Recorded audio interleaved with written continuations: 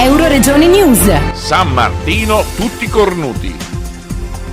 La festa di San Martino alla Tisana un tempo era una grande fiera del bestiame, giungevano da tutto il territorio circostante anche per acquistare vestiti per bambini e adulti, nonché i corredi per le spose. Oggi è dedicata alla vendita con le bancarelle ai ragazzi con attrazione dello spettacolo viaggiante, appuntamenti culturali, teatro di strada, una tradizione ormai più che consolidata, un appuntamento da non perdere anche per le persone che nei giorni di fiera giungono numerosi anche dal Veneto. Alla Tisana la gente alle giostre e tra le bancarelle era tantissima. San Martino è detto anche il patrono dei cornuti. Esistono in realtà diverse leggende secondo cui San Martino sarebbe patrono dei cornuti perché per tradizione in questo periodo in tutta Italia si svolgevano tante fiere del bestiame e quindi animali con le corna. Ma c'è anche chi dice che il giorno 11-11 ricorda il segno delle corna fatto con le mani. Poi ce ne sarebbero molte altre, ma quest'anno il più cornuto è stato il tempo. Dalla Tisana per Euroregione News, Marco Mascioli. Euroregione News.